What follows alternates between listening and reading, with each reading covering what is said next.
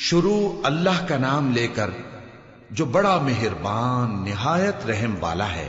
جو چیز آسمانوں میں ہے اور جو چیز زمین میں ہے سب اللہ کی تسبیح کرتی ہے، اسی کی سچی بادشاہی ہے اور اسی کی تعریف ہے، اور وہ ہر چیز پر قادر ہے۔ وہی تو ہے جس نے تم کو پیدا کیا، پھر کوئی تم میں کافر ہے اور کوئی مومن، اور جو کچھ تم کرتے ہو اللہ اس کو دیکھتا ہے۔ اسی نے آسمانوں اور زمین کو حکمت سے پیدا کیا، اور اسی نے تمہاری صورتیں بنائیں اور صورتیں بھی اچھی بنائیں، اور اسی کی طرف تمہیں لوٹ کر جانا ہے۔ جو کچھ آسمانوں اور زمین میں ہے وہ سب جانتا ہے، اور جو کچھ تم چھپا کر کرتے ہو اور جو کھلم کھلا کرتے ہو اس سے بھی آگاہ ہے، اور اللہ دلوں کے بھیدوں تک سے واقف ہے۔ کیا تم کو ان لوگوں کے حال کی خبر نہیں پہنچی جو پہلے کافر ہوئے تھے؟ تو انہوں نے اپنی کرتوت کی سزا کا مزہ چکھ لیا، اور ابھی دکھ دینے والا عذاب اور ہونا ہے۔ یہ اس لیے کہ ان کے پاس پیغمبر کھلی نشانیاں لے کر آتے تو وہ کہتے کہ کیا ایک آدمی ہمیں ہدایت کرے گا؟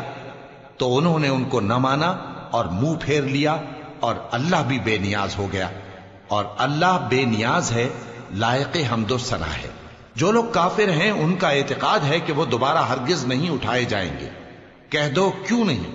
میرے پروردگار کی قسم تم ضرور اٹھائے جاؤ گے، پھر جو کام تم کرتے رہے ہو وہ تمہیں بتائے جائیں گے، اور یہ بات اللہ کو آسان ہے۔ تو اللہ پر اور اس کے رسول صلی اللہ علیہ وآلہ وسلم پر اور اس نور یعنی قرآن پر جو ہم نے نازل فرمایا ہے ایمان لاؤ، اور اللہ تمہارے سب اعمال سے خبردار ہے۔ جس دن وہ تم کو اکٹھا کرے گا یعنی حشر کے دن، وہ نقصان اٹھانے کا دن ہے، اور جو شخص اللہ پر ایمان لائے اور نیک عمل کرے وہ اس سے اس کی برائیاں دور کر دے گا، اور جنت کے باغوں میں جن کے نیچے نہریں بہ رہی ہیں داخل کرے گا۔ وہ ہمیشہ ہمیشہ ان میں رہیں گے، یہی بڑی کامیابی ہے۔ اور جنہوں نے کفر کیا اور ہماری آیتوں کو جھٹلایا وہی اہل دوزخ ہیں کہ ہمیشہ اس میں رہیں گے، اور وہ بری جگہ ہے۔ کوئی مصیبت نازل نہیں ہوتی مگر اللہ کے حکم سے، اور جو شخص اللہ پر ایمان لاتا ہے وہ اس کے دل کو ہدایت دیتا ہے، اور اللہ ہر چیز سے باخبر ہے۔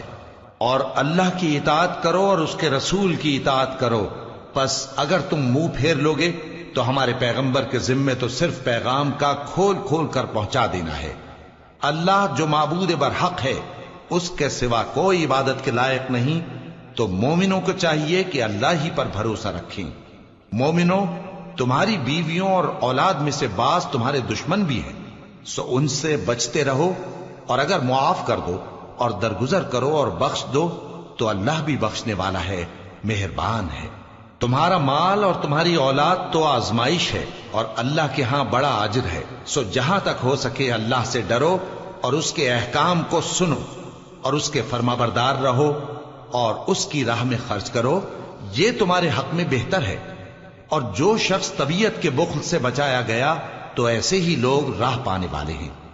اگر تم اللہ کو نیک نیتی سے قرض دو گے تو وہ تم کو اس کا کئی گنا دے گا، اور تمہارے گناہ بھی معاف کر دے گا، اور اللہ قدر شناس ہے، بردبار ہے، پوشیدہ اور ظاہر کا جاننے والا ہے، غالب ہے، حکمت والا ہے۔